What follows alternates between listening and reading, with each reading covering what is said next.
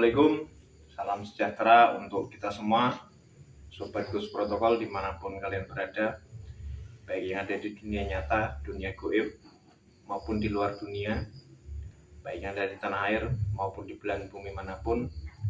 Lama sudah kita tidak berjumpa membuat konten video yang kurang lebih tentang edukasi seputar perhantuan atau misteri dan juga penelusuran ke tempat-tempat yang tidak perlu ditelusuri.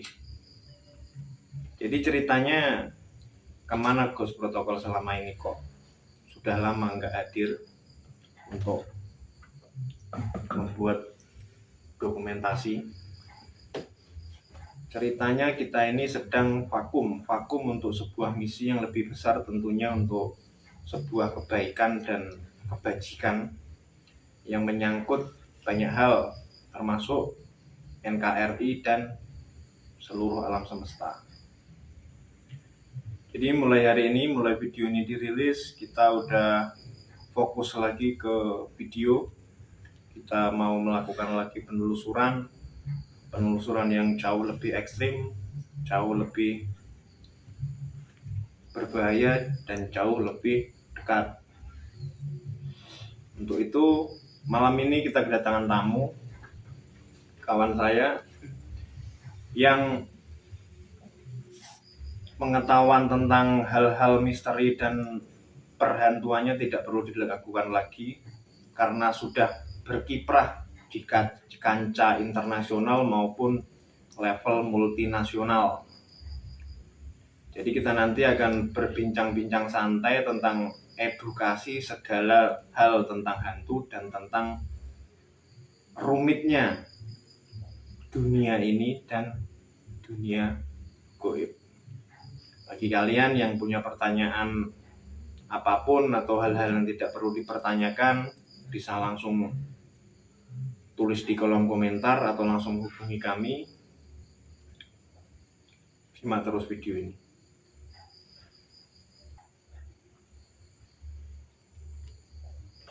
Di sini sudah datang tamu kita, Mas Dimas di sebelah sini sebagai pakar metafisika dan pakar segala hal yang berbau gaib dan perhantuan. Jadi Mas Dimas nanti akan mengedukasi segala pertanyaan yang ditanyakan oleh di samping saya ini, namanya Mas Agus. Jadi Mas Agus ini kita undang juga sebagai narasumber atau masyarakat yang akan bertanya kepada Mas Dimas dan saya, Ki Aryo Wiyoso.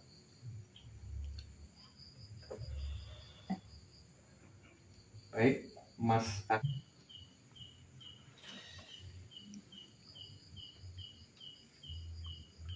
Baik, Sobat Gus Protokol, kita sudah kedatangan seseorang atau bahkan lebih, samping saya ini juga orang. Jadi sudah kedatangan 2 orang yang menjadi tamu untuk Gus Protokol malam ini.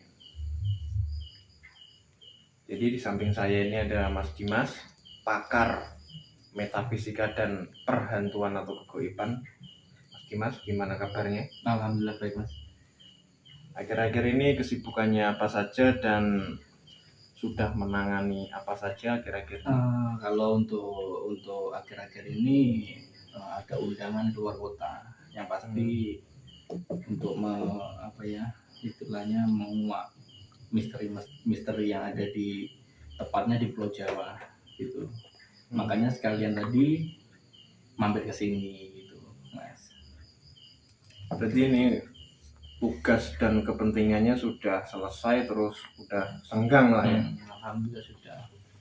Cuma setelah ini nanti ada juga kunjungan ke tempat lain. Sangat padat ya? Ya alhamdulillah.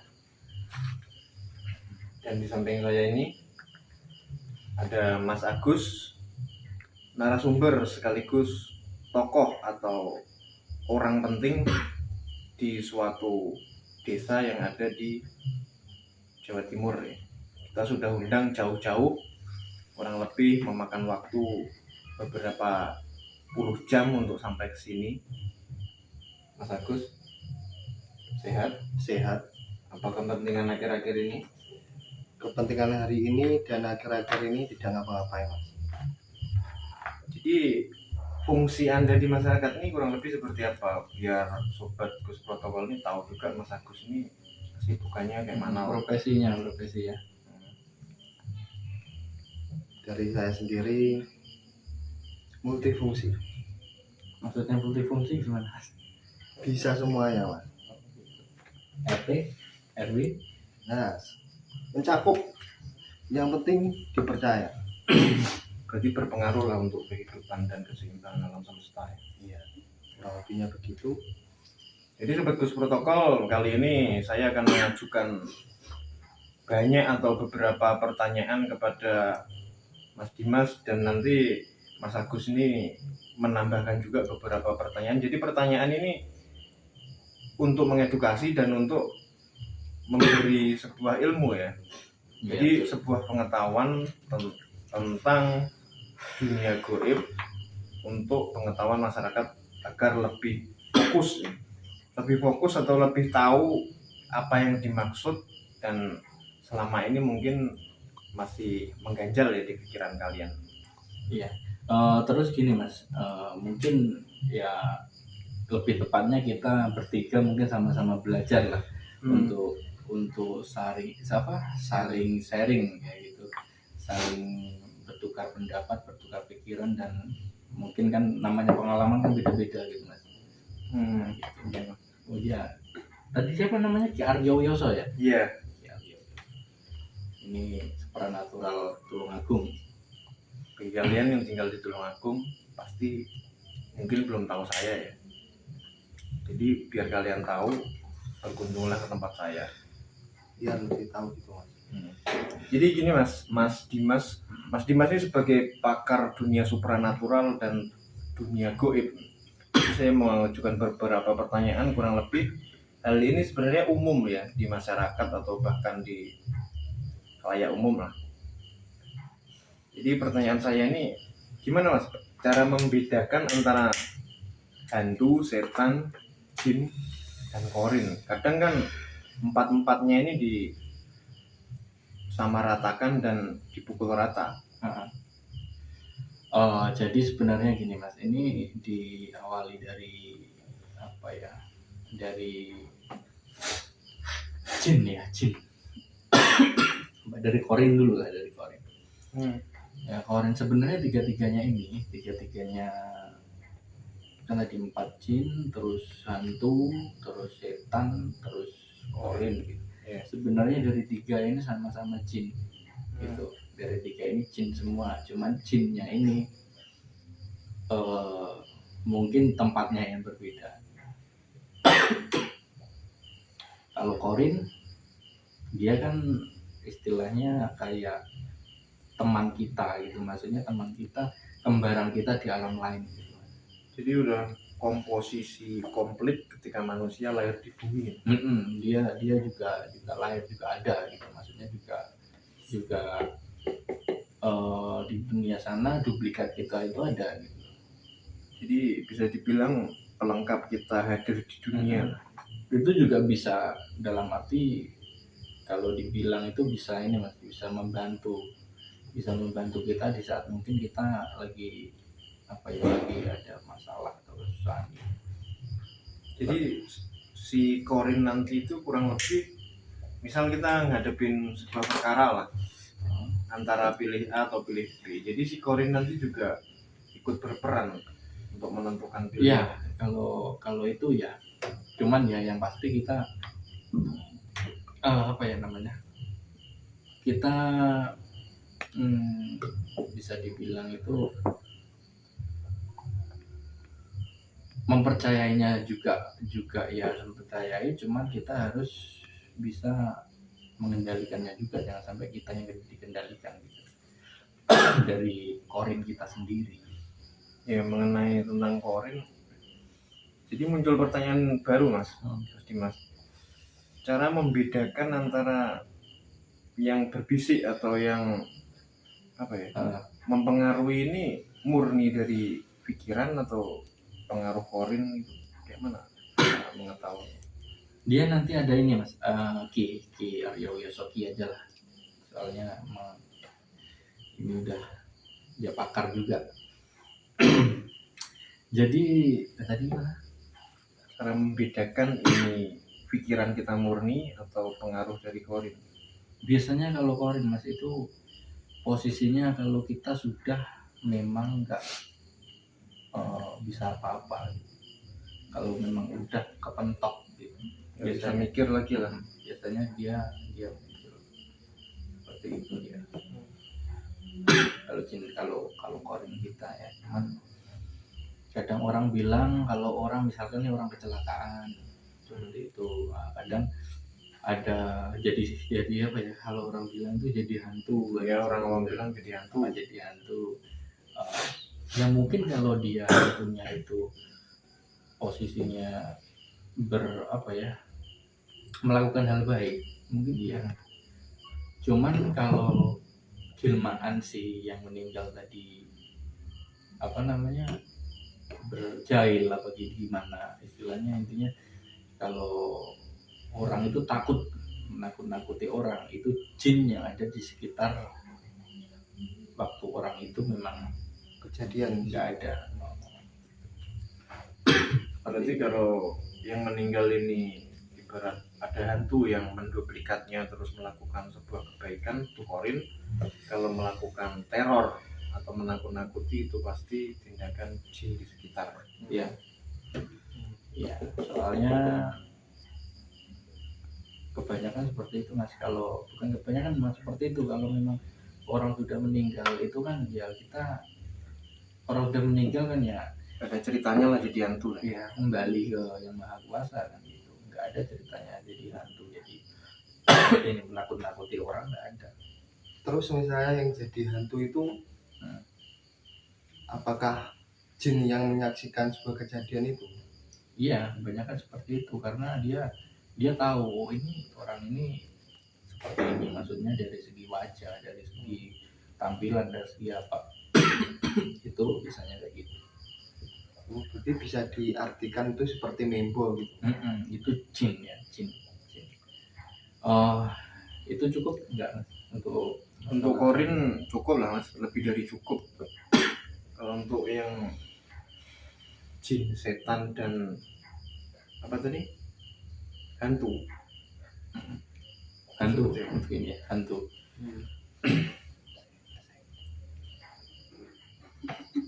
Nah tadi ini Untuk masalah korin kurang lebih sangat cukup ya Mas Dimas. Jadi ke pertanyaan selanjutnya tentang hantu. Seperti apa Mas penjelasan hantu itu kurang lebih seperti apa? sebenarnya kalau masalah hantu mas ya, kalau masalah hantu ini sebenarnya lebih ke halusinasi manusia sendiri Hasil dari buah pikiran. sebenarnya, karena menghantui yang dihantui kan yang pasti pikiran kan gitu, pikiran, dan dia memvisualkan sesuatu benda ataupun suatu, mungkin gini, pohon pisang gitu. Pohon pisang dia kalau posisinya kita berpikirnya di si pohon pisang ini adalah pocong misalkan seperti itu, dia yang kita lihat dari situ juga Jadi pocong. seperti itu. Nah, jadi halusinasi manusia sebenarnya kalau masalah itu. Dia menakut-nakuti, jadi yang apa ya, dia yang beroperasi atau yang bermain itu pikiran manusia sendiri. Berarti kurang lebih bisa diartikan orang yang sering melihat hantu itu kondisi mentalnya lemah atau kondisi pikirannya ini gampang terpengaruh ya. Ya kurang lebih seperti itu. Jadi mas, misal orang kerasukan hantu itu kan kebanyakan gini. Sekarang banyak konten misalnya kayak apa itu, Mediumisasi. Nah, mediumisasi itu benar-benar ada yang nyata memasukkan sesuatu hantu atau seorang hantu, atau cuma akal-akalan pikiran orang itu aja? Sebenarnya enggak mas, kalau hantu enggak. mungkin ya kalau orang mediumisasi misalnya seperti itu, mediumisasi atau orang apa tadi yang kerasukan gitu. Itu gini, kalau kalau saya ya, kalau yang sering saya lihat atau sering saya tangani misalnya seperti itu kalau orang sain dia lebih ke psikis mungkin ya, psikologi ya kan. Kalau kalau apa ya, kalau bisa dibilang spiritualnya, kalau dilihat dari sisi energi memang dia bukan sosok, cuman memang energi yang menempel gitu, yang menempel di badan mungkin seperti itu, atau mungkin kena cipratan-cipratannya aja gitu. Berarti nggak murni si hantu ini masuk tubuh si mediator ya? Enggak seperti itu. Kalau menurut saya dan saya lihat seperti energi yang memang dia mempengaruhi dari apa ya, psikisnya, dari tubuh dari orang itu sendiri, dan di bawah apa yang terpengaruh di situ alam bawah sadar dia, seperti itu dia. Berarti kurang lebih si mediator ini masih ada kesadaran ya, enggak 100% lost control ya? Enggak, dia masih sadar. Pasti masih sadar, ditanya ini siapa masih, dia sebenarnya masih tahu, masih bisa lihat. Cuman karena ketutupan itu tadi, dia jadi kayak orang apa ya, kayak orang nggak terkontrol. Gitu. Jadi misal kayak orang diruqyah gitu kan, itu kan biasanya kan kayak ada jin-jin yang masuk atau hadir di situ, entah atau dihadirkan, itu beneran asli. Kalau ruqyah kan pengobatan sebenarnya Mas ya. Kalau ruqyah pengobatan, apapun pengobatan, kalau istilahnya ini posisinya islami, dalam arti Islam itu sama dengan ruqyah gitu kan. Jadi kalau ruqyah orang-orang ya seperti itu, sebenarnya banyak juga orang yang diruqyah nggak ngefek, nggak ada kesurupan, nggak ada, cuma sebatas badan lebih enak gitu. Iya seperti itu. Terus kadang ngantuk, seperti itu. Kadang kalau misalkan sampai yang apa ya, yang ronta-ronta itu mungkin ya ada energi yang di samping kanan kirinya gitu yang mempengaruhi dia gitu. Kadang-kadang orang pun ada juga yang apa ya, dia nggak diruqyah pun seperti itu gitu. Jadi kayak larinya ke psikologinya dia. Berarti orang yang bereaksi ketika diruqyah atau yang nggak bereaksi itu nggak bisa jadi patokan Ya betul. Bisa juga selama ini mungkin banyak energi negatif yang hinggap di tubuhnya, entah itu dari perilaku atau dari lingkungan atau gimana, akhirnya diruqyah lalu bereaksi juga. Ya. Betul, seperti itu. Kalau masalah hantu Mas, apa Ki Aryo Wiyoso seperti itu, kurang lebihnya seperti itu. Itu. Jadi gini Mas, tenar di daerah saya itu banyak kali orang yang melakukan sebuah pesugihan. Menurut Mas, tentang pesugihan sendiri definisinya gimana? Tapi yang dituduh atau yang tervonis melakukan pesugihan itu di lingkungan Mas Agus, itu dia terbukti kaya nggak? Alhamdulillah enggak Mas. Jadi dia udah dituduh pesugihan tapi dia nggak kaya. Namun yang mencurigakan itu yang nuduh lebih kaya. Jadi kan sebelum kita menuduh seseorang melakukan sesuatu itu pasti ada bukti ya dari si yang tertuduh itu seperti apa gitu. Ciri-cirinya kayak mana kok bisa dia dituduh itu gimana? Ya ciri-cirinya gimana ya Mas? Yang mencurigakan apanya? Ya kata orang-orang sih suaminya sering kalau apa itu ngelapen tiap malam naik sepeda motor Keliling ya. keliling gitu.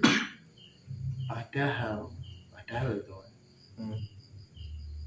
dia itu kerjanya dari malam jam 12 sampai ya pagi lah kalau nggak salah. Itu jualan dia, belanja lah itu, nanti jualannya pagi. Iya, berarti kurang lebih seperti itulah. Dan Tapi kok bisa dituduh gitu mas aku? ya untuk tahu lebih lanjutnya biar Mas Dimas yang menjelaskan atau membedah seperti apa sebenarnya pesugihan atau Enggaknya. pengkayaan secara jalur kiri. Kalau sebenarnya kalau yang diceritakan Mas Agus tadi Mas, itu yang istilahnya kalau orang Jawa bilang kurang gayan, itu yang nuduh gitu. Terlalu sibuk ngurusin orang lain. Gitu. Seperti itu. Jadi sebenarnya kalau pesugihan sendiri itu gimana ya? Pesugihan macamnya banyak, istilahnya banyak gitu. Cuman kalau pesugihan pasti bawa tumbal. Gitu, Mas. Kalau pesugihan ya pasti bawa tumbal. Jadi tumbalnya ini semata-mata ibaratnya dibawa ke dukunnya atau ke tempatnya ritual atau secara tidak diketahui. Atau cari sendiri itu. Biasanya udah ada kesepakatan antara dua belah pihak, maksudnya yang ngasih apa ya istilah caloknya gitu. Caloknya yang dukunnya kan dia pesugihannya ke misalkan Blorong gitu kan. Nah, dia kan jadi agen nih, jadi calok nih kan. Nah, dia nentuin. Nah, yang nentuin ini mintanya apa gitu. Misalkan seperti itu mintanya, contoh kayak kadang dia ngomongnya itu apa ya, bahasanya bahasa apa ya, istilahnya perumpamaan gitu. Syarat misal dia minta siapa ya, saudara gitu. Jadi dia mengibaratkan bahasa lain tapi arahnya ke situ. Seperti itu ya. Kadang ada juga yang contohnya minta ayam jago warna putih gitu misalkan. Nanti tapi udah tahu dia itu yang mau diminta. Yang minta pesugihan sama ini yang apa? Sebenarnya tahu gitu, misalkan anaknya yang paling disayang, anaknya yang paling kecil gitu. Seperti itu aja sih kalau masalah pesugihan ya, banyak sih macamnya. Misalkan kayak apa ya, kayak Blorong kayak gitu. Terus mungkin banyak orang yang sering dengar itu tuyul gitu. Kalau tuyul itu pun minta tumbal. Ya pasti ya, minta itu. Soalnya gimana ya, berat seperti itu, apalagi seperti ya kita ingin lewat jalur itu misalkan jalan pintas ya untuk mencapai kekayaan, kesuksesan itu memang berat gitu.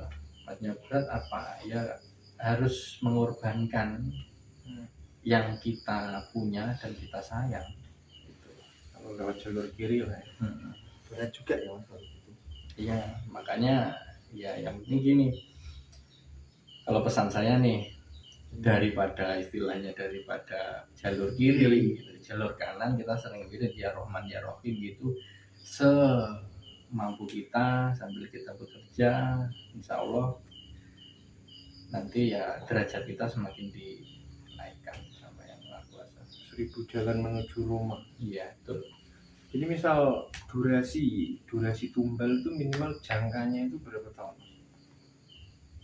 Misal kalau deal pertama harus setor si A, jadi selang waktu berapa lama lagi untuk setor lagi? Itu biasanya tergantung dari permintaan dari si pelaku yang dipuja gitu, yang ngasih tadi gitu. Tergantung hantunya lah. Biasanya mintanya sekali, cuman nanti mungkin ada syaratnya lagi, misalkan Diperpanjang. bukan, misalkan melakukan sesuatu, ya bukan itu, tapi melakukan sesuatu yang diminta sama si ini tadi. Jadi dia minta tambahan tumbal atau tambahan melakukan sesuatu ini di luar perjanjian awal. Ya.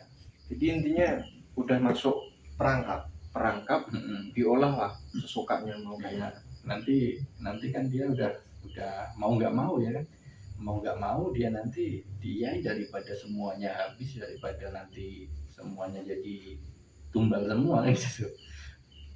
Tapi untuk memutus kontraknya ini sebenarnya apa bisa putus kontrak agar enggak, ibaratnya dia udah melakukan pesugihan selama 5 tahun, terus dia merasa udah dapet hidayah lah atau kayak mana, pengen stop lah biar enggak merembet kemana-mana. Intinya mau lepas gitu. Bisa mas, cuman memang harus apa ya, mungkin bisa pun dia nanti imbasnya di belakang itu ya masih ada gitu loh. Ini imbas untuk si pelaku atau untuk kerabat? Untuk pelaku masih ada, mungkin anak turunnya bagaimana gitu. Jadi misalkan nih kayak misalkan Mas Agus nih, contoh, nah, tapi nggak pesugihan beneran ya. Jadi misalkan Mas Agus ini ambil pesugihan, misalkan contohnya ya kayak Blorong nanti minta apa di awal, nanti setelah itu mungkin minta di kalau apa ya, bisa juga si jinnya nanti minta kawin gitu, misalkan jalannya seperti itu. Nanti kalau diputus di tengah jalan itu mungkin bisa putus mas, tapi mungkin keluarganya berantakan di situ gitu. Nah, nanti mungkin sakit-sakitan entah gimana, imbasnya tetap ada, cuman dia udah nggak ada hubungan lagi gitu. Jadi harus terima resikonya gitu. Iya harus. Lagian juga kita kan waktu perjanjian kan tahu resikonya seperti apa. Makanya orang ada yang oke, ada yang enggak gitu.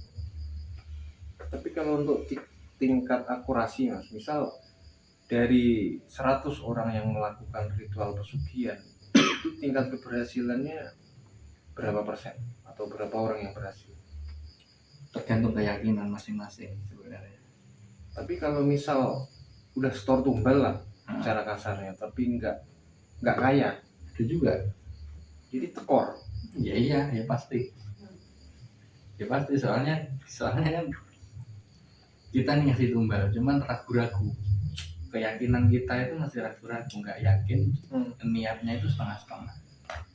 Itu malah jadi apa ya? Ya kita rugi, mereka yang untung gitu. Makanya yang Mereka dapat sesuai permintaan, kita nggak dapat sesuai yang diharapkan. itu. Jadi kalau memang ya jangan sampai lah istilahnya ke jalur kiri gitu kan. Kalau bisa jalur kanan.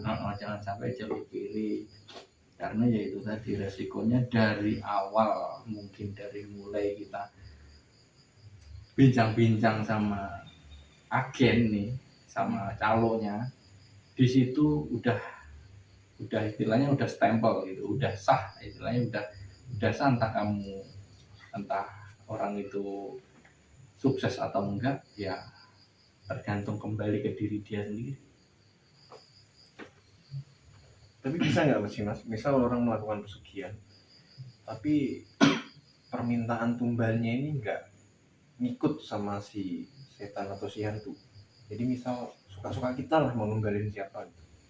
Enggak bisa, soalnya itu ada dialog gitu, Harus ada ikatan batin. ada dialog. Soalnya misalkan nih si jin minta ini, kita ya udah kita lakuin, karena apa? Karena kalau nggak kita lakuin ya gagal, maksudnya gagal itu nggak ada ini, berarti udah gitu Selesai.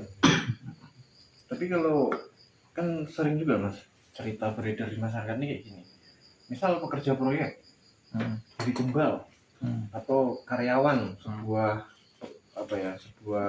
pabrik atau apalah, dia meninggal di lokasi, kan ibarat gosip yang beredar ditumbalkan atau menjadi tumbal. Itu sebenarnya gimana? Kalau menurut saya pribadi ya waktunya jelas. Berarti nggak ada sangkut pautnya sama tumbal kan?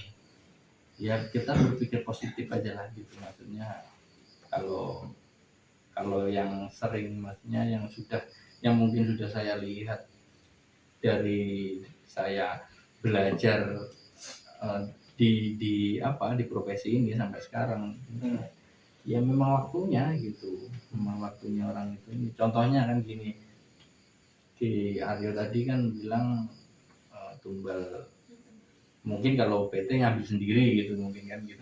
Terus,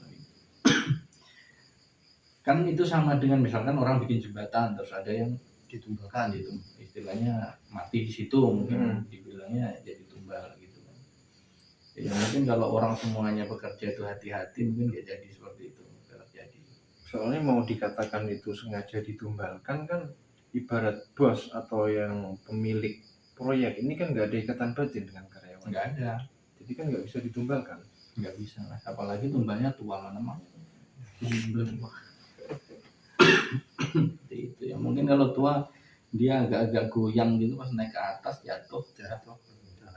Udah waktunya Ada waktunya, udah itu udah malaikat Israel udah keliling tuh di atasnya. Kembali ke manusianya lagi lah.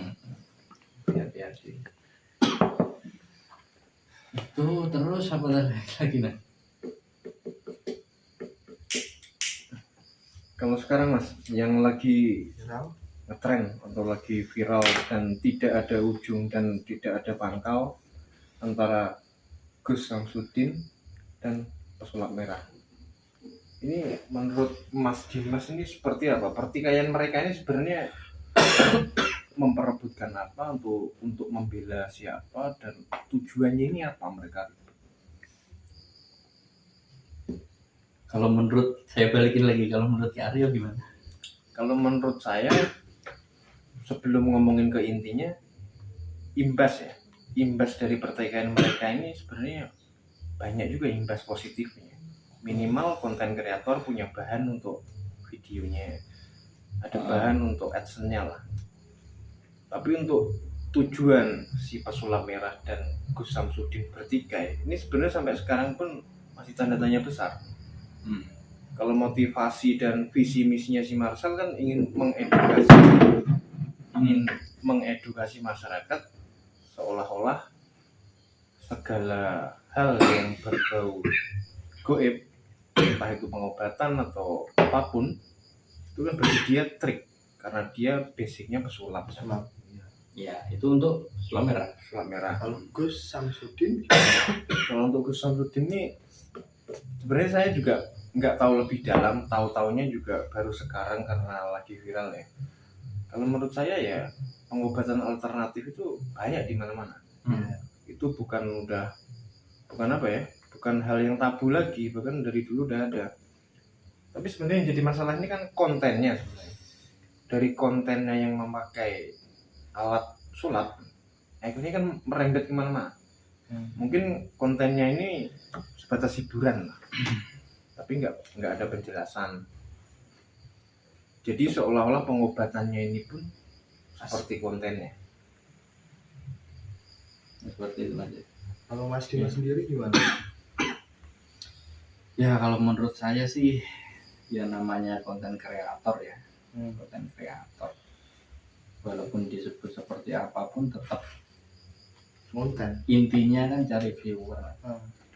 Walaupun istilahnya kayak sampai sekarang itu masalahnya nggak selesai-selesai, malah bikin ya dari dua belah pihak. Soalnya yang viewernya pesulap merah dia nonton juga channelnya, dari sini pun ke sana, gitu.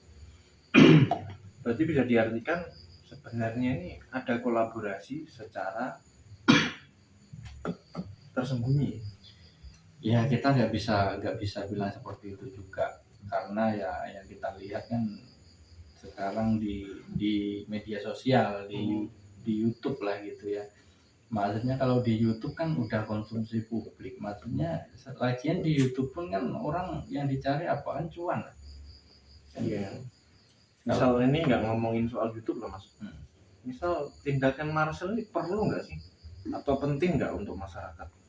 Mungkin kalau mengedukasi, dalam arti mengedukasi apa ya istilahnya itu, mengedukasi masyarakat Indonesia mungkin oke lah.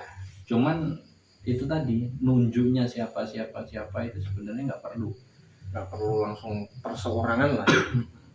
Nggak perlu sebenarnya. Ya orang itu pasti tahu kok istilahnya kalau channel kayak mungkin datang ke tempat dukun santet ini apa dan lain-lain itu ya banyak entertainnya, maksudnya settingannya pasti ada gitu loh. Iya, butuhnya mereka kan untuk menghibur dan butuhnya penonton kan untuk dihibur. Intinya apa, diambil positifnya aja semuanya gitu. Nggak usah serius-serius banget lah. Kayak istilahnya orang apa kontennya datang ke tempat itu, ke tempat dukun santet, ya udah diambil positifnya aja. Istilahnya kita itu sebagai orang yang baik jangan kesana gitu, jangan datangin dukun santet untuk minta, istilahnya minta tolong untuk nyadetin orang untuk ini itu. Soalnya ya oknum aja yang banyak yang bahaya itu di situ gitu. Dia belum kerja aja udah minta harus segini gitu, yang susah kan seperti itu. Iya, soalnya konteksnya jelas Mas kalau menurut saya. Sesuatu yang dikatakan palsu, entah itu hal apapun, sebenarnya kan berasal dari yang asli. Iya. Seseorang bisa mengatakan benda ini palsu, berarti pasti ada yang asli. Begitupun ke lain hal lah, misal pengobatan, perdukunan, atau ilmu, atau apapun. Kalau ada yang mengatakan sesuatu ini palsu, pasti ada yang asli. Iya. Soalnya kan sinonim. Ya seperti itu Mas. Ya misalkan lah kayak keris, kayak mungkin yang dipakai terapi Samsudin yang apa? Keris halilintar. Keris apa namanya? Petir.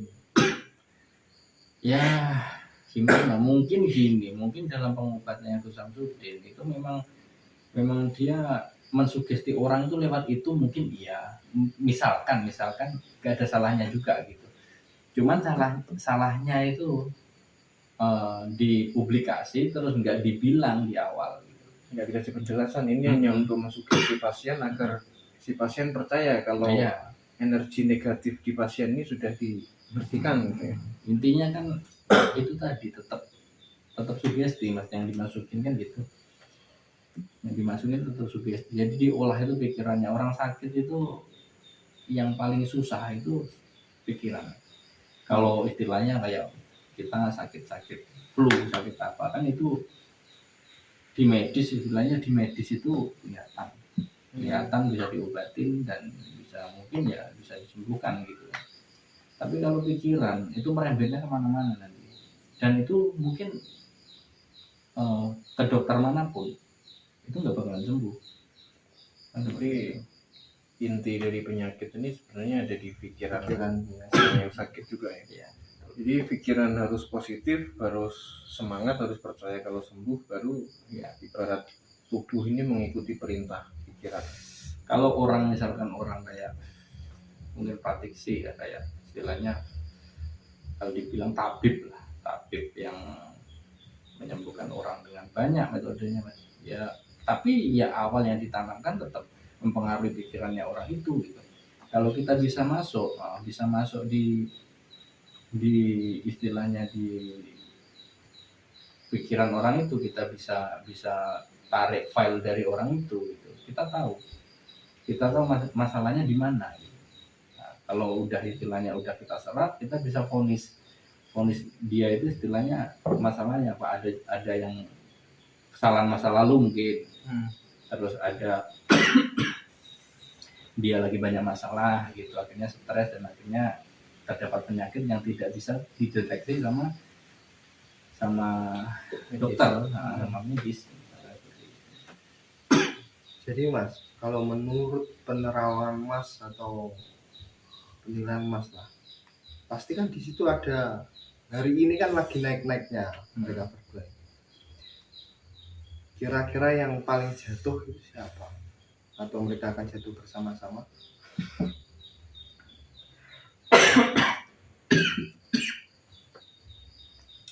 Kalau masalah jatuh enggaknya itu ya namanya nasib ya.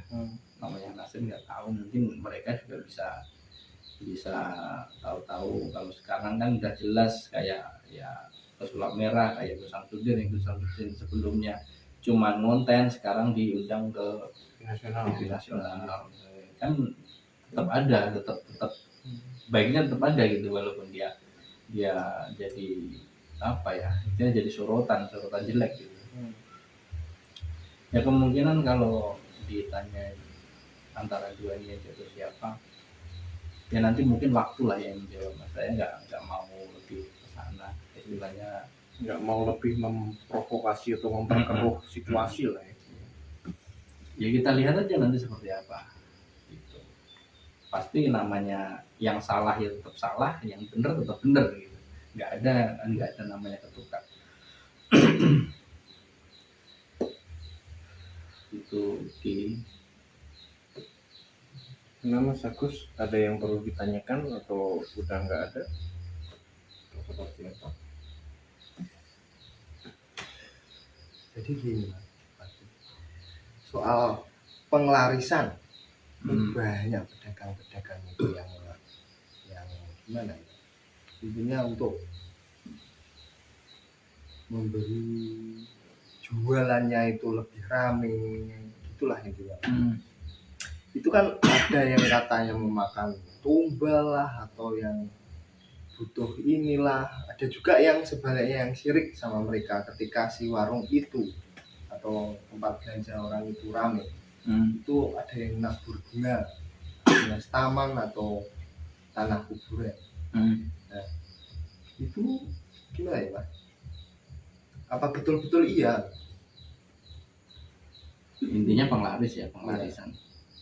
Penglarisan itu sebenarnya ya, kalau menurut saya Mas ya, misalkan gini, contohnya kayak mau jualan, terus Mas Agus ke tempat orang pintar lah, tadi gitu, terus minta penglaris, kan gitu intinya. Nah, terus Mas Agus nanti dikasih entah bungkusan, entah wajah, entah apa untuk penglaris kan seperti itu. Sebenarnya kan itu cuman apa ya, cuman ya kembali lagi ke sugesti tadi gitu. Jadi gimana kalau Mas Agus dikasih itu masih nggak yakin dalam arti nggak yakin sama benda yang dikasih tadi, ya mungkin nggak terjadi itu, energinya nggak masuk gitu. Memang harus apa ya, memang harus sinkron dari kedua belah pihak gitu. Jadi semua itu pikiran yang paling utama. Iya, sama kita sungguh-sungguh apa enggak gitu. Seperti itu. Tapi ya dari nanti kalau istilahnya diyakini, tapi ya kita tetap intinya kayak kalau masalah rezeki, jodoh dan apa yang maut itu tetap takdir gitu, takdirnya yang Maha Kuasa.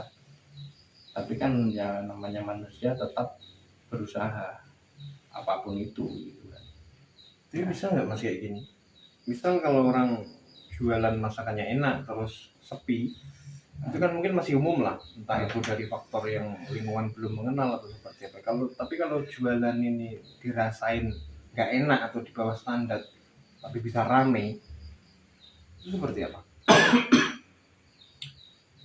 Ya itu tadi Mas, harus dicurigai atau emang itu rezekinya atau seperti apa?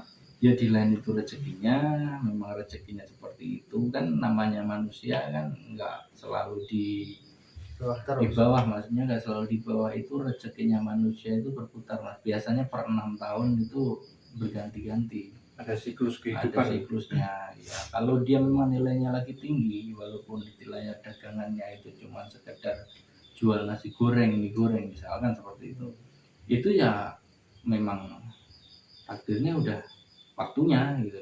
Entah kayak mana pun jatah rezekinya bakal sampai gitu. Tapi kalau misalnya gini Mas, itu kan ngomongin yang natural lah ya. Kita ngomongin yang sebaliknya. Jadi orang yang dagangannya nggak enak rasanya, tapi dia minta penglaris. Entah penglaris itu yang ampuh atau energinya kuat atau seperti itu. Dan dia juga yakin kalau ini bakal rame. Tapi dia nggak realistis, maksudnya namanya rame kan pasti jelas lah masakannya enak. Dia masakannya nggak enak tapi minta rame. Bisa nggak? Ya bisa, tapi paling nggak lama gitu lah. Tetap ada ininya, tetap ada apanya namanya, jangka waktunya gitu. Soalnya kan kalau orang ngasih penglaris, ngasih doa lah intinya gitu, doa biar laris itu kan yang diolah itu dari apa ya, dari tempat tempat dia itu, intinya menarik pengunjung itu dari tempat itu, bukan dari apa yang dijual gitu loh. Intinya tempatnya ini bisa menarik orang untuk mampir. Iya, bisa istilahnya orang itu punya keretak pengen ke situ. gitu, pengen nyoba. Nah, Jadi akhirnya- pengennya dia ini saat itu aja ya. Mungkin setelah ngerasain masakannya kok nggak enak, besok nggak balik lagi. biasanya gini mas, energi itu kan istilahnya menyelimuti di area jualan. itu. Kalau orang masuk situ makan situ mungkin besok bisa balik, jadi ngerasain makanan di situ itu beneran gak enak jadi enak. Karena energi yang di situ. Kayak gitu. Terus Misal dibawa pulang, mungkin orang nggak bakalan balik gitu. Soalnya pernah saya ini ya Bi, pernah ya seperti itu, kasusnya seperti itu. Jadi waktu saya lihat di situ ramai, memang di pinggir jalan. Ya adalah warung di pinggir jalan kaki 5 itu, cuman cabangnya banyak gitu. Memang ramainya minta ampun. Tapi masakan dari apa yang kayak ayam bakar misalnya, itu bisa gosong-gosong itu gosong memang. Cuman tetap ramai tempatnya. Kayak orang goreng, ayamnya pun ya enggak di bawah standar lah gitu. Tapi bisa ramai. Tapi di saat dimakan di situ, ya itu tadi, pernah saya nyuruh orang belanja di situ, makan di situ. Memang katanya enaknya minta ampun, pokoknya pengen balik. Intinya ke situ terus lah. Tapi di saat saya suruh coba dibawa pulang, enak, sampai dikasih sama kucing, kucingnya nggak mau. Terus gua suruh lagi, terus gua suruh ngasih ke tetangga kan ada piara anjing kan, suruh kasih itu nggak mau juga.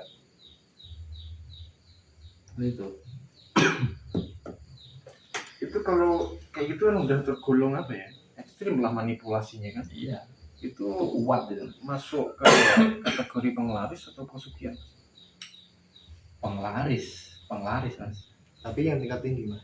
Iya, yang dia mungkin per bulannya harus ngecas. Ini ngasih ritual lagi lah. Iya. Jadi bolak-balik per 40 hari. Biasanya seperti itu orang-orang itu. Tapi mungkin kalau seperti itu yang si yang punya warung, mungkin bosnya, walaupun istilahnya kayak hartanya banyak, itu mungkin di hidupnya nggak tentram juga. Tetap ada efeknya lah di belakangnya.